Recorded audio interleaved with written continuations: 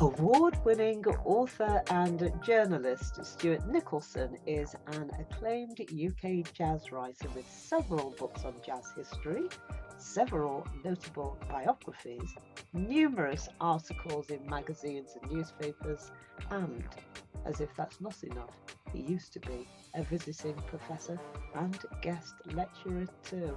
Now deeply ensconced with his editing hat on, Mr. Nicholson, welcome to the show. I am absolutely delighted and honoured to be in your company talking jazz with Talking jazz. absolutely How nice. no apology. Welcome. Well, thank you for having me, Audrey. Let's see where all this leads. It sounds most interesting. Well, you know where we're going to start is the fact that there's no question about your creds as an author and as a jazz critic. And so respected, actually, is your word amongst academics and musicians and fans and pundits alike, that it really is almost a joy to behold. But that's not how it all began. So, what was it that propelled you to switch from making music to writing about it? Well, that was at the time when there was a bit of a recession in the United Kingdom. That was the beginning of the 1980s. We'd just gone through what was then known as the Winter of Discontent, and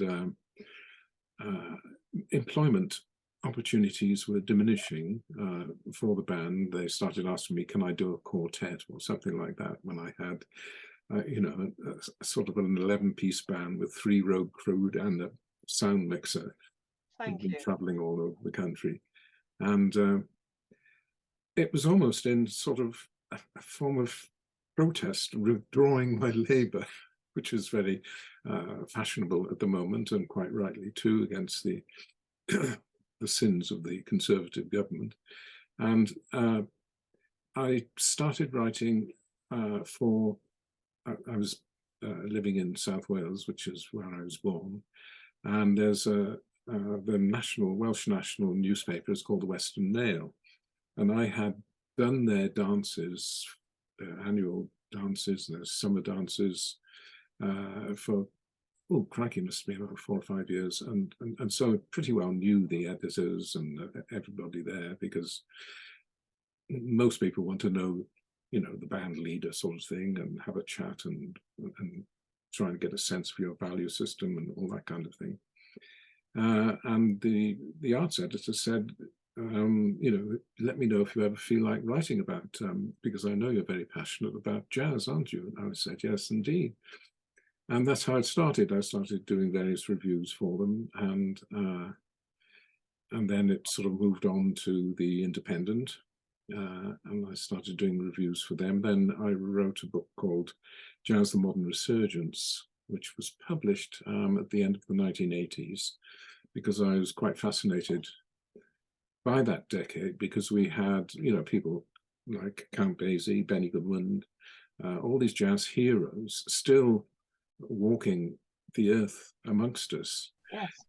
Whilst young musicians like Wynton Marsalis and Scott Hamilton in the mainstream arena, and various other young musicians that were coming through, and then we had the downtown scene in New York City, which was a lot of very interesting music came out as a result of that. And I thought it was quite a unique decade, because not only do we have the jazz heroes plying their craft, but you could go into another club and be ultra modern and ultra avant-garde, and then you could hear jazz rock and jazz fusion, and it was such an interesting decade, and that's leaving aside all the great jazz singers which were still plying their craft, Ella Fitzgerald, Sarah Vaughan, Betty Carter. I want to know where you got the groove from. Honestly, I want to know where it came from, Stuart, because Something else that I picked up, and you know this because when I wrote to you, I told you, I said, the reason I like what you're saying is when you're talking about jazz and you're talking about the musicians, it's clear that you love not only the music, but that you love and respect the musicians too. To me, it was clear. I didn't remember. It will become apparent as we carry on with our chat, but I hadn't quite joined the dots on who you were. And so, where did it come from? Was it just your listening ear? Oh, crikey. When it was a very big deal when I was about 5 or 6. Um, my father had been saving up to get a record player, an electric record player. And he came home with the record player and a pile of CDs, which he bought at a secondhand record shop. And he too was a jazz fan. And his brother actually hitchhiked up to London in 1931 to see Louis Armstrong's first tour in the United Kingdom. And that Wow. was from South Wales. And it was quite a journey that at the Oh, time, no M4 yes, or anything like that. yes. So I'd been Kind of inundated immersed with in the it. music from a very young age. And of course, my mother was a great classical music fan. And so I was immersed in classical music as well. Uh, and it sort of simply evolved from that, you know. Best of both worlds, jazz and classical music too. All Yes, right, not quite the same enthusiasm for classical music, but although I have great respect for it and have played it, of course. Uh, yes. but my great love has always been jazz, and I'm just following not only the latest trends, but the latest recordings by jazz greats and jazz singers, and well, every area of jazz really, which totally fascinates me. I'm afraid I'm not one of these people who say, "Oh, I don't like that," you know, because I always remember I was one of my first lectures was actually in this country at a musical conservatoire. I won't mention the name, but the person came up to me after the thing. He said, "That's all very interesting." He said, "But classical music is a lot of rubbish." He said, "Beethoven, what's the point in listening to him?" And I thought, well, unwittingly, he told me more about him than he really realized, you know, because what you had is sort of a closed mind syndrome. And to me, uh, the more music I can appreciate, the broader the net that I can cast, the more fun I get out of life. It's just as Yes. simple as that. You know, it's interesting. You've said a few things there, Stuart. Very early on, you talked about values. Okay, you talked about values in terms of the music. And then you were just talking about attraction and what attracted you to it, and the fact that it must absolutely evolve. And I don't want to get into this argument of, the old ways and the new ways, but it's a serious debate because on the one hand, what I see is the exciting things happening in music, not just in the UK, especially female-led ensembles. And I mean, the name we could go on forever. And that's just looking at the UK and UK female, and then you bring in the UK guys as well. Your Yusuf Days, your Alfred Mist, these kind of people, even people like, um, for example, what are they called? Uh, Children of Zeus. What they're doing is they are merging jazz and hip hop. And that to the purist, that isn't jazz. And to the purist that what they're doing is not kind of palatable to their ears.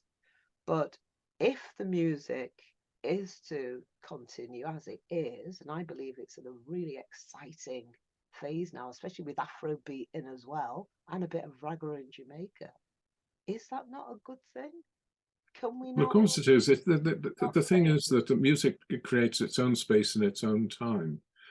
And you can either try and be a part of it, try and broaden your horizons, or remain apart from it. It's as simple as that, really. And time will tell whether any music, not just jazz, has any longevity. And one of the problems that I think a lot of jazz musicians are facing today is that they'll make an album, and its longevity is probably 18 months at the most, and then they feel compelled to make another one, and so on, and gradually. Whereas if we look at the greats, Miles Davis, his Kind of Blue, as we all know, still remains one of the best-selling jazz albums. It stood the test of time, and it's perhaps unfair to compare, the people who are first in, the first to do something.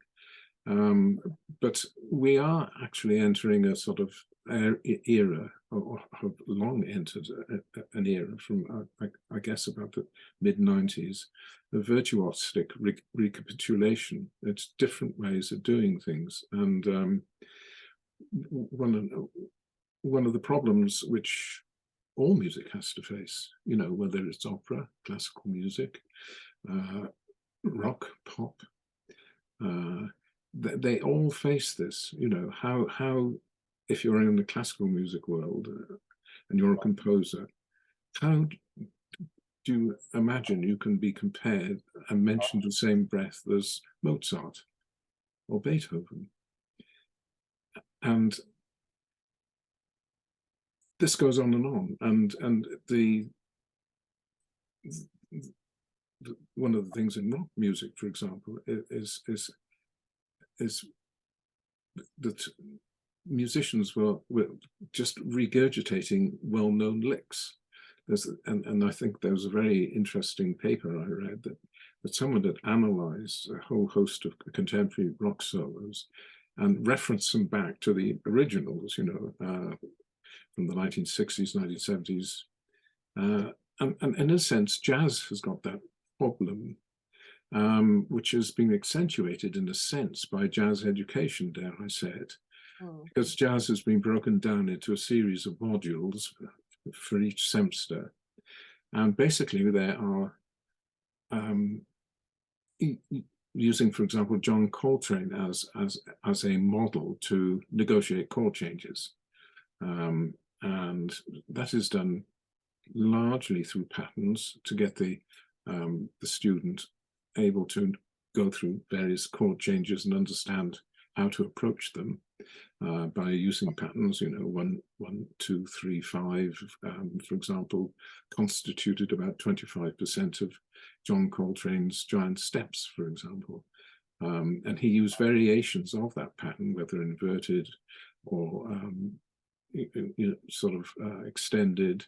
And this is a way which jazz can be broken down and taught. It's a very useful way, and there is a considerable similarity both in execution and imagination of a lot of musicians who have been taught this is the way to improvise, but have not explored, for example, melodic improvisation. And I can remember I've had several conversations with Gary Burton, who's not just a vibes player, but I love Gary Burton. who before he retired was the head of Berklee College of Music and a major jazz educator, the major jazz educator, and he was saying that, and he said, don't quote me on this, but of course I am quoting him, but it was more in joke than in seriousness, but he said, the trouble is there are so many jazz educators, they probably don't know how to teach melodic improvisation. And he said, you know, when I joined Stan Getz's quartet, I was listening to, you know, the greatest melodic improviser probably in jazz, and I thought, oh right, that's the way I've got to go, that's the way I've got to learn. And if you listen to any of his solos, they're so creative, and I think we have got ourselves into a sort of a bit of a conundrum where every now and again we get in the press the jazz explosion, or, you know, youth jazz explosion, and so on and so forth. And but time will tell. And I just think every now and again the music has got to renew itself, and it'll renew itself in different ways. And if it finds an audience, then it will survive. If it doesn't, you know, if the musicians then carry on to go into academia and become teachers themselves, then we have this kind of, you know, narrowing of the possibilities of jazz. And I think one of the interesting things to me was, well, in 2011, I was at a jazz festival, and I was on a panel, and it was after I had written a book called "Is Jazz Dead, or Has It Moved to a New Address?" And one of the floor said, "Well, it's all right for you," he said. How many jazz festivals do you go to then? How many jazz concerts do you go to in a year? And at that time, I was being fortunate enough to be invited to any number of jazz festivals across Europe. And I would go to about 2 festivals a month. So that's about 3 or 4 days of music from, you know, sort of midday to midnight. And I estimate you probably see over a 3-day period, say 24 bands. So every month, you know, I would see 48 concerts a month. Sometimes I would go to 3 festivals in a month.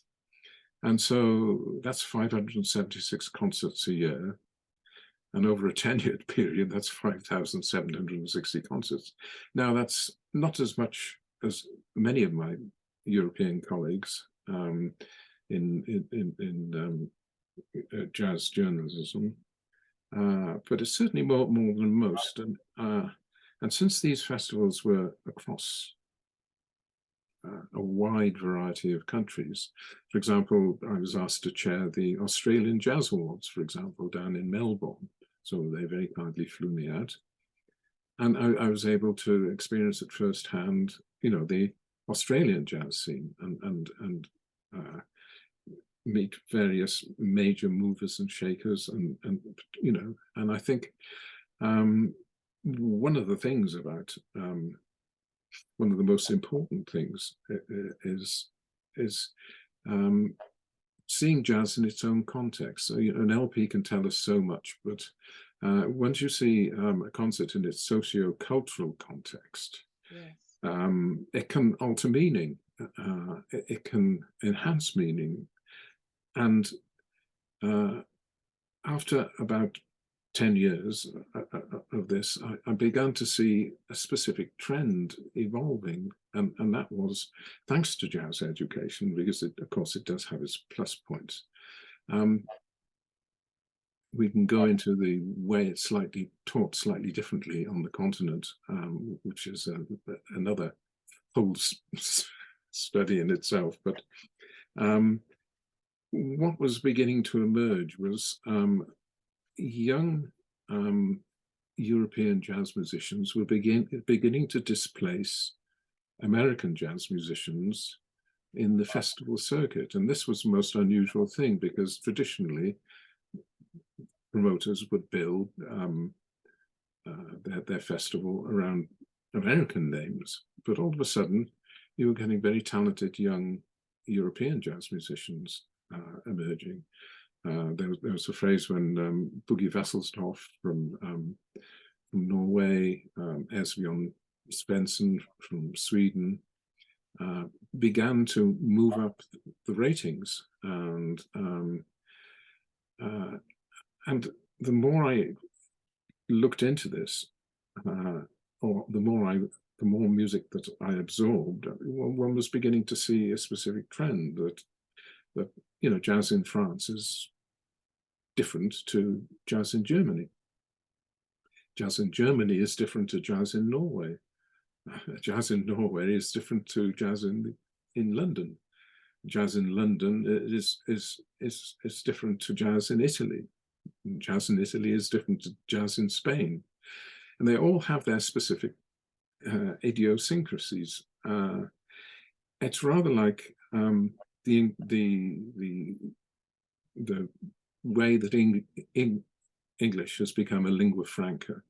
It's spoken all over the world, but you can go to various countries and it's spoken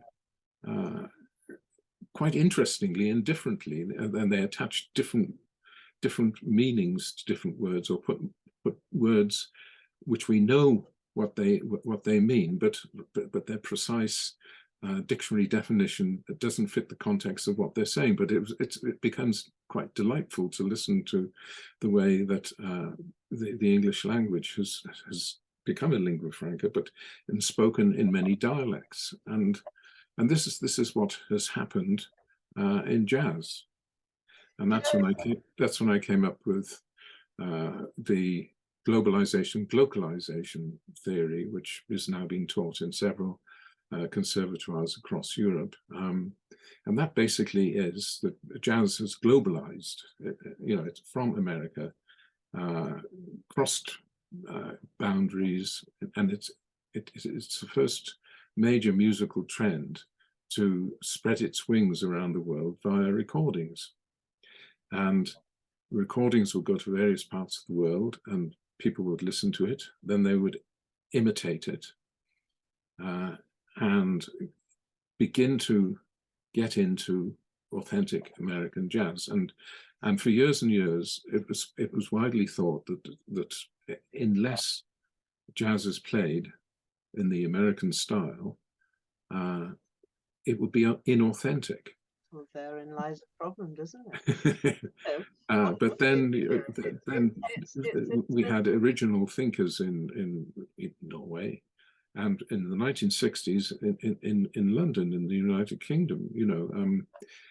For example, Dame Cleo Lane, or Cleo Lane as she was then, with Johnny Dankworth, made a specific choice not to sing in an American style, using the wide vowels.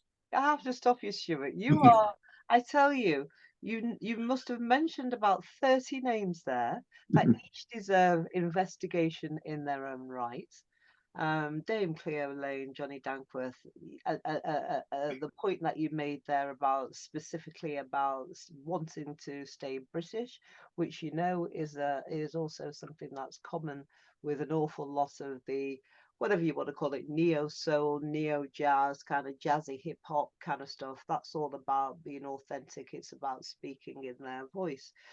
But honestly, you mentioned so many things, because we started off with education, and I was going to come in and say immediately, don't you think it's when you get into talking about it in chordal structures and modals and this and that and the other, that it's that perhaps kind of turns people off? I mean, it's just like, why can't it just be a great track?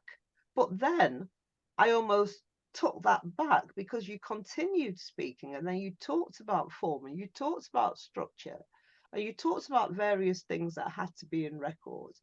And it kind of prodded me into a question that I've always wondered, Stuart, which is do I only like one record? Is it actually one record? Is it actually a kind of a derivation of something but that's for us for another time. Quite interestingly on that, the Polish trumpeter Thomas Stanko, who sadly died I think 2 years ago, but I used to know quite well, and he said because he obviously made a lot of jazz recordings, and returned to the ECM label, where he recorded some sort of latter-day classics, really. And I was talking to him about this because there was a period when he was,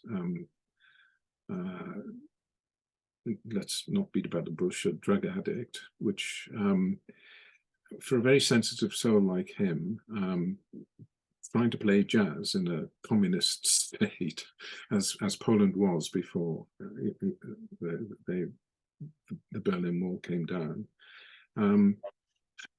had an effect on him. But then when Poland got its independence, he immediately cleared up his act and became a vegetarian and doing all the things which you're supposed to do, eat carrot juice and so on. And I said to him, you must be really pleased the way that your career has developed, since the wall came down. And he said, well, most of us have only got one song in us. And he said, I'm playing that song in as many different ways as I can. And I thought that was quite a profound sort of statement coming from him. And I've thought about it, and it does have resonance in a lot of music which we listen to when we consider jazz as a solo art, in itself. But sorry, you're saying you only like one album, and that sort of resonates with that. I wasn't saying I only like one album. What I was saying is it kind of the same song? So is Kind of Blue the same as For Women? Is it the same as Poinciana? Is it the same as Naima? Is it the same as, I mean, I'm if I were mixing it, just say for example I was sat there in front of my computer and I was mixing, and I wanted to mix any of those tracks, would mix in very, very beautifully with each other, because they've all got the same kind of, I say the same kind of a groove. But it is, honestly, it's a question for another day, because I know that there's an answer, and I know that you're itching to give me the answer, and I know you've got the answer, but there's so much more I want to talk to you about. I've been looking at your blog, Stuart, which is how, oh, don't look so worried, which is how I came across you. Obviously in the first place, which was an independent piece that you'd written about radio.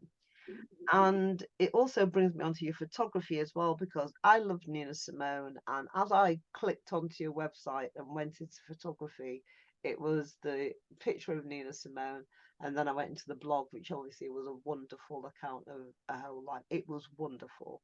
I love her, and there wasn't anything that I sort of looked in that and thought, oh, I wonder, nothing. And there were things in there that I didn't know as well. So I thoroughly enjoyed it. So for that, thank you, as a true Nina fan. But I wonder, Stuart, and bearing in mind what I've just said there, that you're somebody who, like me, isn't scared to tell it as it is. Nina always said, didn't she, that an artist has no choice. It's kind of incumbent upon them to write about the times in which they're in. Like, there's something like that. I think that's kind of how the quote went.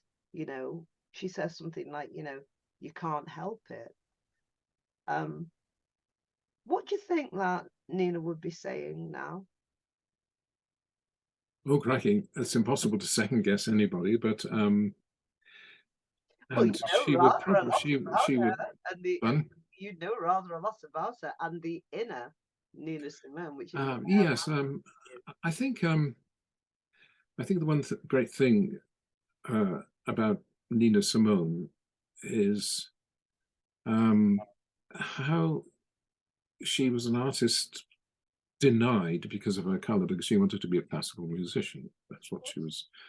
And the way that she reinvented herself, particularly on the album Little Girl Blue, which the track My Baby Don't Care For Me came from. What we have there is an emergence of not only a voice, but a very talented pianist.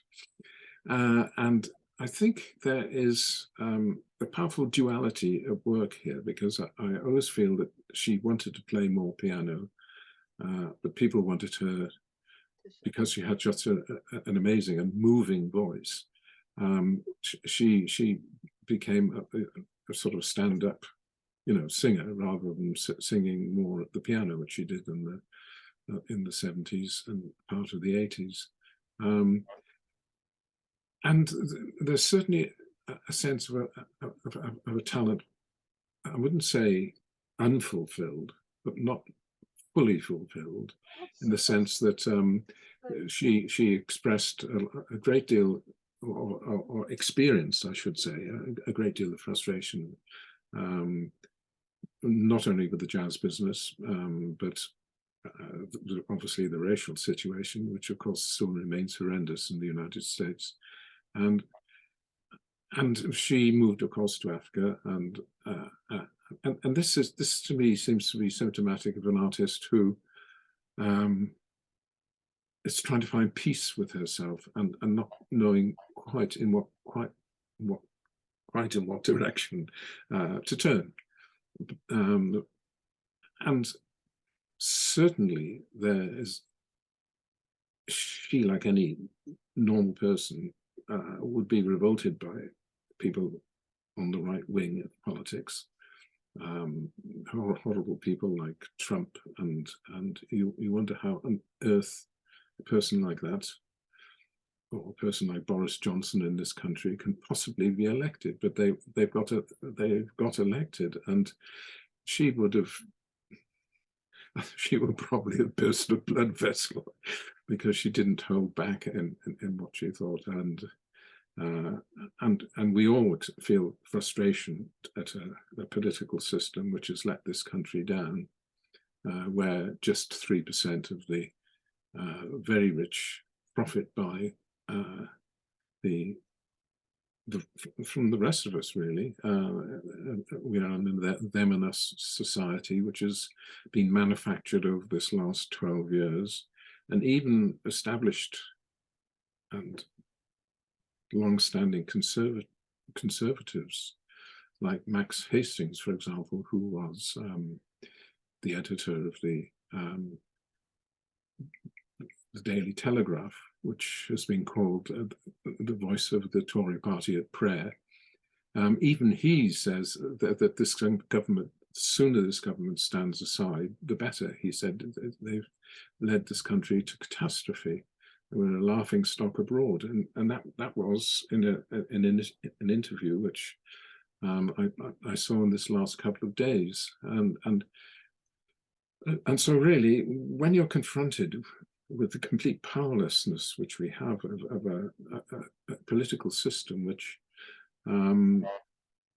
has doomed us really to endure this government until their term runs out, there is frustration, and it's all coming to a head, and not before time, I should say, because there was no reason for austerity to be imposed by George Osborne 12 years ago when he became Chancellor. There was no reason. Serious academics in the United States said that the way that Britain was trying to solve its economic problems was complete smoke and mirrors stuff, and it was designed really to disadvantage and make a foothold for disaster capitalism to take over. Well, what happened? Look what happened last year. I mean, we don't have to talk about what happened 20 years ago. We can talk about what happened last week. And we're talking about, I suppose what I was kind of getting at, the way that you frame that answer, Stuart, you make it sound like it's really political. Is it? Is it the Oh, I think we're conspiracy? all political, aren't we?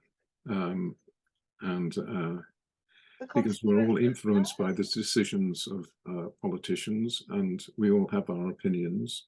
And it just depends really to what degree of interest and research that you go to arrive at the conclusions which you do. And I think, for example, Boris Johnson deliberately withheld the Russia report and redacted an awful lot of it.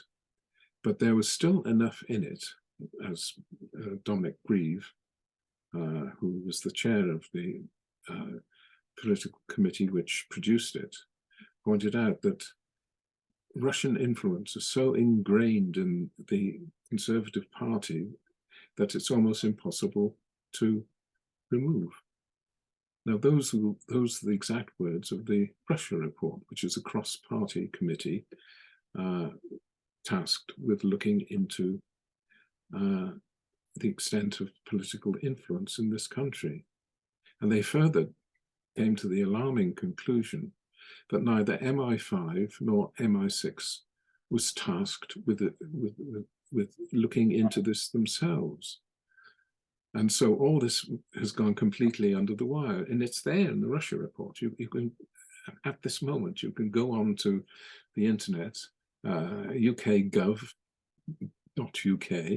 and put Russia report, print it off, and it's not lightweight reading, shall we say, but it is absolutely astonishing, the facts that are contained in there, and yet we're carrying on as if nothing has happened. And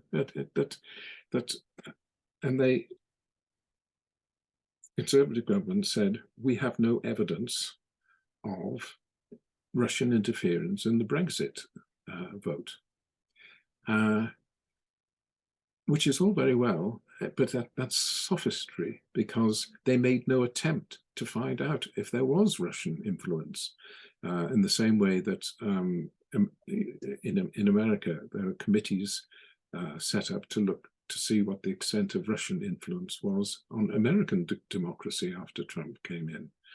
And in both instances, we find that the Russian influence is widespread, and as the Russia report said, in its own words, it's so widespread, it's difficult to know how we can sort of get out of this situation where Russian oligarchs are sort of almost bribing UK politicians. And there is enough evidence of Conservative politicians taking jobs in countries owned by Russian oligarchs, and yet going into Parliament and quite happily voting away.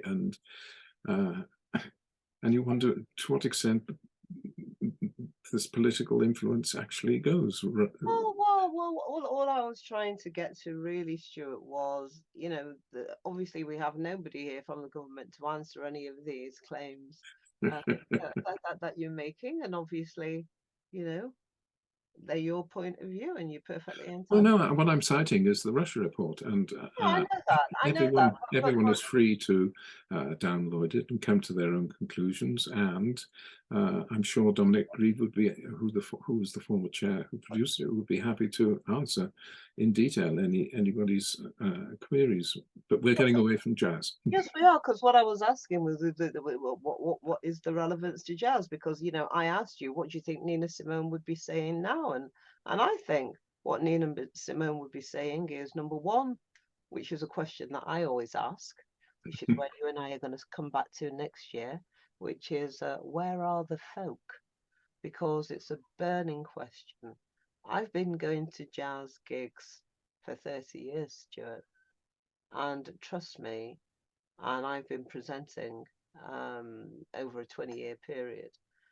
And I know who my audience is, and I know who the audience is at gigs. And I am very grateful to that audience. Don't you get me wrong. I'm absolutely grateful. But you're talking 98% white.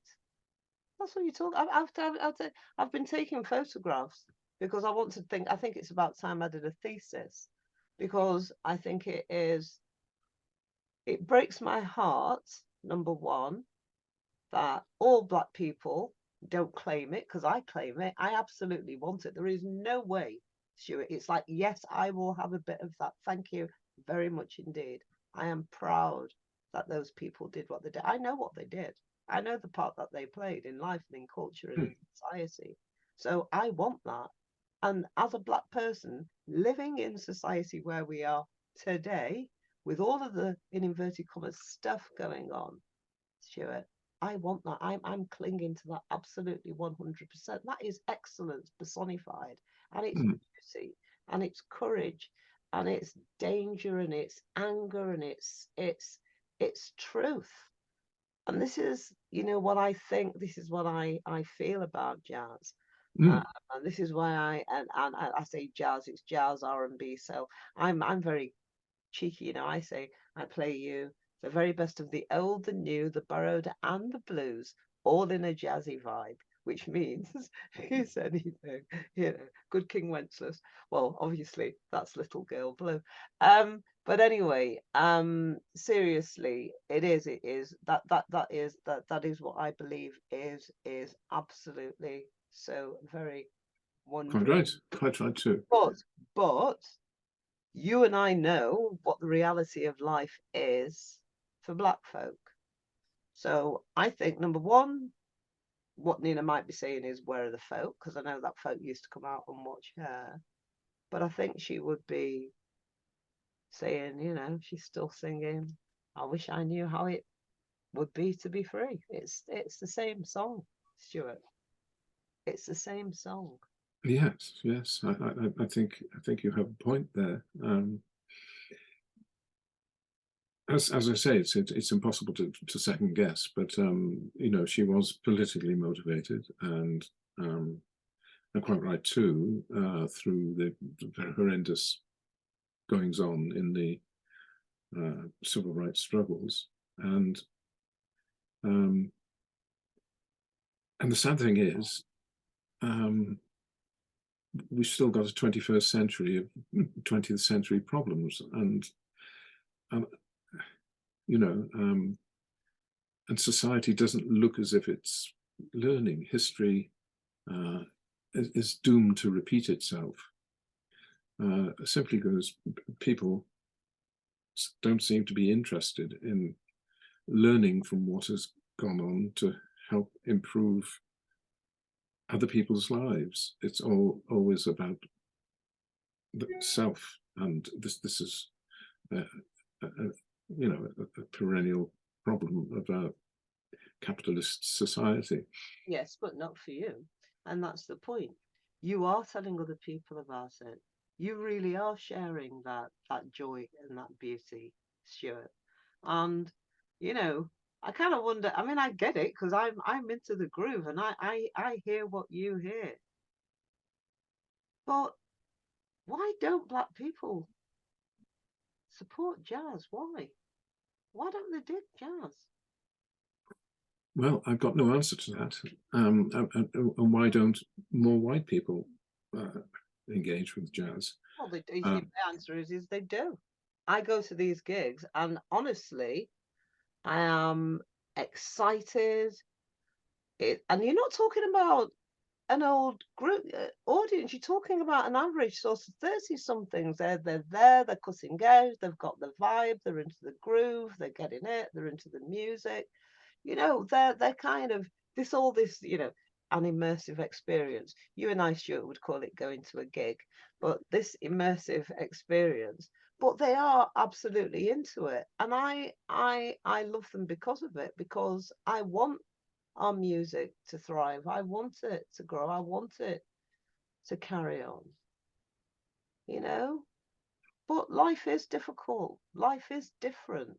And you know, you Well, I talk think about, one of the great problems but we've got in this talk, country is that the Stuart, may I government say, are May, not funding the music to the extent that they should do. They've may, completely withdrawn from I their know. responsibility for the arts, which include music, which includes jazz. And May I just say something for 1 second, and then we'll come on to music education.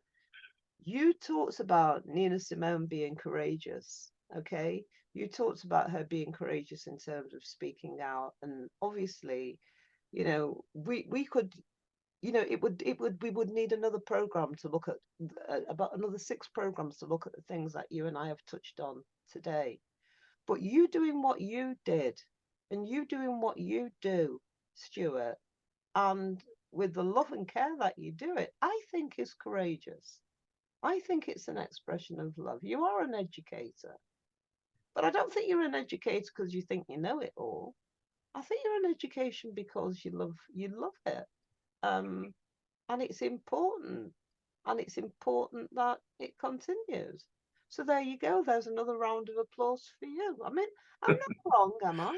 well, I do have to put my hand on my heart, and I always do feel that it's a question of wanting to share, the joy of the music, the passion of the music, the pain of the music, um, and uh, and trying to, I think, open doors. Because one of my books, which is this one here, um, which is very reasonably priced at £9.99. Quite right too. Is this the Yes, one with Jazz Dead? and basically that is me trying to engage people in jazz, and uh, a friend of mine who teaches at the New School in New York, in Manhattan, said that, what did he say? He said something to the effect that, um, oh yes,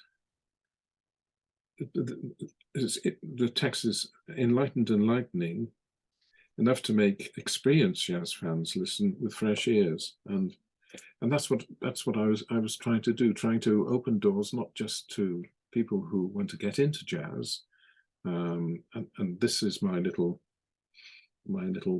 uh, way of trying to open doors for people, but also trying to establish fans, because people, one thing about jazz fans is they can be a little bit dogmatic, dare I say it. I like this, I like this, I know what I like, and it's just trying to, share my enthusiasm in music and say, well, look, have you considered this? Have you considered this? Why don't you give this a go? And I do a little sort of playlist at the end of each chapter, sort of highlighting stuff which is not trying to show off my knowledge of music, but trying to alert people to music they may not have listened to, that is exceptionally engaging, and hopefully, if they listen with open ears, that will sweep them away with the same enthusiasm which. Absolutely. You're talking about quotes and things that people have said about you. My favorite quote, and especially because you've talked about Miles Davis, who incidentally is my number 1 man, Oh along yes, yeah. with Stevie Wonder, who's my number 1 man, Oh along yeah, with I've seen him Marvin live, Gaye, Stevie Wonder, who's just a my couple of number times. one. I've told you that you and I are going to be speaking. We just, why don't we just do a regular weekly? Let's have a chat about who else have you talked to this week, Stuart? I mean, seriously, my favorite quote comes from the saxophonist Bob Belden, and he actually says of your book, he says it's your kind of blow, obviously making an analogy to Miles Davis's masterpiece. So when he's talking about your book, this is, the Is Jazz Dead? Yeah, that's No, what. that was Oh no, that wasn't that one. It's the other one. Jazz It's and Culture. Jazz and the Culture one. That's the This one is that this he is the one. says. This is my favorite book. Yeah, that's the one that Yeah, he Jazz and says Culture in the is Global Age, and is that's is your kind of blue. So is it your kind of blue? Because I know that you're not done yet. well, it's the one which I've sweated the most blood over, and the one which I have tried to explain how a number of sort of things people might take for granted, for example, different cultures will hear Music. the same record, but they attach their own meanings to it. It's not just different cultures, it's different people, Stuart. If we Exactly. gave you and I an album and said pick your tracks, you and I, but actually we'd probably go for track number 5. No, seriously, if you gave you, and it's always track number 5. If you gave you and I an album, and the same album, and said choose your track, you and I would choose different tracks, and that is the beauty of music, isn't it? That is the beauty. Yes, but on a grander scale, there's a bland assumption, because I've spoken to many music educators in the United States, many musicians and many fans too. There's a bland assumption that jazz is universal. In other words, it has a universal meaning. In fact, I've even got an album by the Kenny Clarke, Francie Bolan Big Band called Jazz is Universal, which presupposes that everyone hears jazz for what it is, but it's interpreted in a myriad of different ways. And I try and probe a little bit more deeply than I hope in my normal writing, in trying to explain why. How do we listen to music? What is the process by which people of different cultures all listen to music? What is the process which we take or extract what is known as referential meanings from the music? And also it must be how we're feeling at the time as well, Stuart, because you and I can listen to a track on one day and it will make us feel elated, and we can listen to a track, the same track, another day, and because we're low, it can take us to where we want. Well, I always use the analogy of John Coltrane's Live in Seattle, and I say, would I play that at 9 o'clock on a Sunday morning? And the answer is probably not. But then, just a matter of a few hours earlier, at 2 o'clock or 3 o'clock in the morning, after a couple of red wines, it all makes perfect sense. It's most exhilarating and uplifting music you could possibly imagine. So you're quite right, and that brings back to what I said fairly early on in our chat, and that was the context can transform and enhance meaning. And that's a classic example of although a little bit crude, I acknowledge, but how context can change meaning, because what can make sense, at 11, 12 o'clock at night, doesn't make the same amount of success, or at least you're not in the right receptive mood to receive that complicated information, at 9 o'clock in the morning, or perhaps even during the day, really, because jazz is essentially a nocturnal music. I always think. I know, but isn't it just so gorgeous? It's to me, I look at it almost like it's too good a secret to keep to myself, and in lockdown, I came up with all these phrases. I did as far as I'm concerned, Stuart, I did the first mixtapes in lockdown. I went into the pandemic. I had to have. I went into isolation. 15th of March 2020, and I started doing mixed shows. And I came up with music is, my music medicine for your soul, and to cure the corona lockdown blues. And I coined all of these phrases, but obviously what I was talking about was actually the well-known benefits of music when you are in deep times of stress and trouble and this and that and the other. And, you know, I talked about the fact that I thought that you were courageous in terms of some of the topics that you've talked about, because I don't think it's easy talking about, in inverted commas, issues of race. And you've done it, and you've kind of, you know, as far as I'm concerned, you've done it with, you know, your usual sort of scrupulous, like, investigating skills, but also with integrity and with respect for the people that you're talking about. And you know, if I wanted to say one word, I think, to kind of sum up Stuart Nicholson, I think that's what I'd say. I'd say respect. Oh, Absolutely. it's very nice of you. I Um, shall sleep a lot more soundly in my bed tonight. oh, well, there you go. I've not asked you your last question. It's a gorgeous one.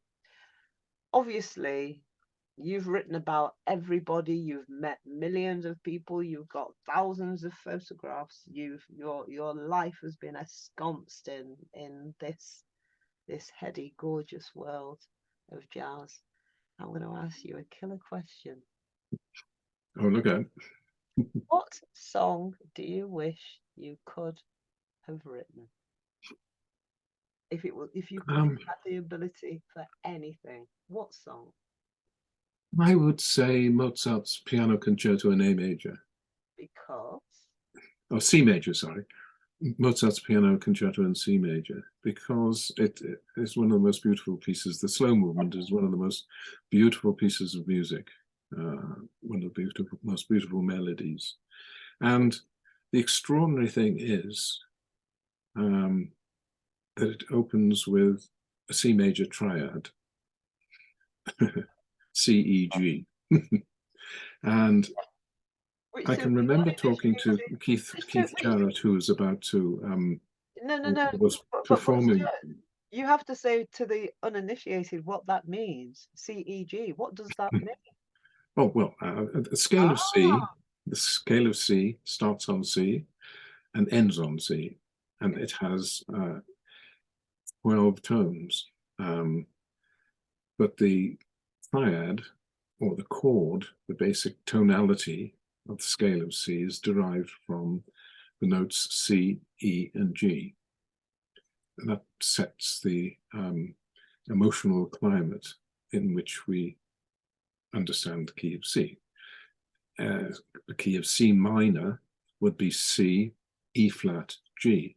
And minor is, we associate with the blues, sadness and the so blues. on. And C major we associate with positivity. But basically, the triad of C is just so basic. It's probably the first thing any person who has ever sat behind a piano keyboard would learn as a toddler, C, E, G.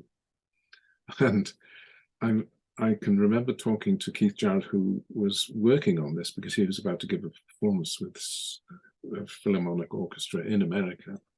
And he said he spent probably the best part of a week trying to get the most even and the most expressive way of playing this basic triad. And when you listen to it, when you listen to Mozart's Piano Concerto in C major, of course, the slow movement begins with this triad, and it's almost breathtaking in its meaning, the context which Mozart has placed it in. Yes, that is a piece of music which, for the gods. I love that. I love that description. Breathtaking. Mm. What a beautiful turn of phrase you have throughout, Mr. Nicholson. All it leaves me to do is to tell you to get on with that editing of the Ella book. You never know, by the time we put this out, you might have finished. Have you got a date for publication for the rerun? For the I'm hoping to updated try and version? get it finished. I'm on chapter 12, and I think I've got another. I don't like to look ahead because it puts me off, but or daunts me, I should say. But I think I've got another 4 or 5 chapters to go. but I've enjoyed it. It's been great fun because so much more has come to light about Ella since I wrote it, including the fact that she had a beautiful medallion made for Oscar Peterson. Yes, I shall definitely include that in the rewrite. I have to ask you, please, Mr. Nicholson. I know, and I will accept, obviously, your classical choice, but seeing we're talking Ella, please choose for me a track for Ella to end. Well, I think the one that I enjoy probably. I'm just going through like if you can imagine a series of filing cards. Exactly. But the one I enjoy because I think it captures Ella at her best, and I should preface this by saying many people have criticized one of the major criticisms of Ella Fitzgerald by people who only have a sort of superficial or an understanding which they're not prepared to broaden, would be that Ella lacks the gravitas of a singer like Billie Holiday. And my argument is that the blues and happiness have got an equal right to be expressed. And on Mac the Knife, recorded. You know, I knew you were going to say live in Berlin in 1964, aren't you? Yes, you are. No, not that one. Okay. It's certainly live in Berlin, but I think it was 1958. Oh, well, maybe I've got the year wrong. But it's the album. We're talking the same album where she's. Yes, I'm sure we are. Yes. And she forgets the words. We're going into the realms of discography now. No, it's wonderful. But I think that captures the sheer joy Ella got from singing, because that is what motivated her ultimately. The challenge of going before an audience. And I did the liner notes for one of her albums, which was released by Verve last year, a concert which had only just been discovered. And I tried to put it in context. I said, if you think about it in today's terms, you know, a singer will go out with an ice machine and a synthy drummer and a MIDI and lights show and an auto corrector and so on. Whereas Ella just walked onto the stage, you know, a middle-aged lady who, let's not beat about the bush, was a little bit overweight. With a fur coat on, obviously, but how rich she was. Beautiful looking, and she'd charmed audiences of up to 10,000-12,000 people, and all she was a black lady standing in front of a microphone with a white pin spotlight, accompanied by an acoustic piano, a double bass, and acoustic drums. With a voice it's absolutely extraordinary. With a voice as pure as an angel. Yeah. Aretha Franklin's another one. Watch Aretha Franklin sing. She stands there. You watch these young singers sing and people sing, and you started to go into synth machines and this, that, and the other. And that's why I say we have to come back another day. That's another conversation. But you watch Aretha Franklin deliver a song, and if she is delivering it in 100 decibels or in 5 decibels, Aretha Franklin delivers it by going, she's going, yeah. You don't do, you know, and the articulation. Burt Bacharach died, obviously, as you know. We sadly lost Burt Bacharach a couple of weeks last week. I'm actually, by the time this goes out, I'll have done my tribute to Burt. I'm doing it for International Women's Week, so it's like a song with all the ladies, you know. Love to Burt. So, but.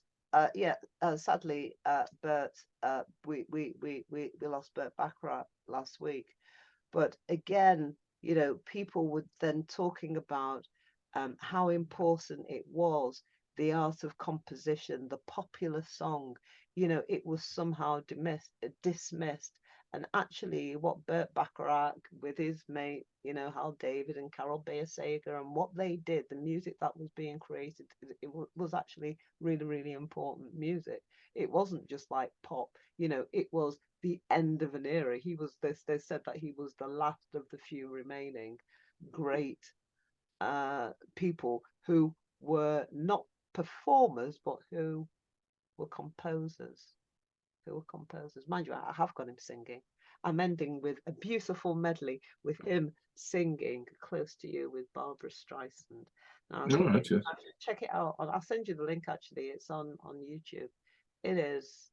Barbara Streisand, for me, has a voice which is, I mean, that to me is just, you know, when you think about God and you think about purity and you think about beauty, and that to me is kind of what music does, what music can do, where it can take you, how it can make you, you know, it kind of transcends.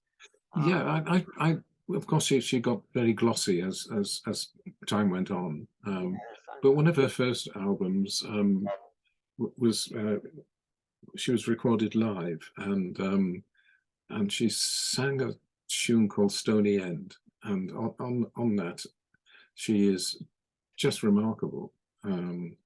It's so effortless, and yet that's seldom commented on, you know, that because this was, you know, out and out belter, you know, and yet she had just complete control of the idiom. Oh. I'm so looking forward to our next conversation. Thank you so much for the time that you've spent. Well, I look forward to it already. But absolutely, what an absolute pleasure, and yeah, respect, Mr. Nicholson. Thank you. Well, thank you for your time and for your trouble, and I have enjoyed, well, as you must have realized, just talking about the music I love. It's wonderful, isn't it?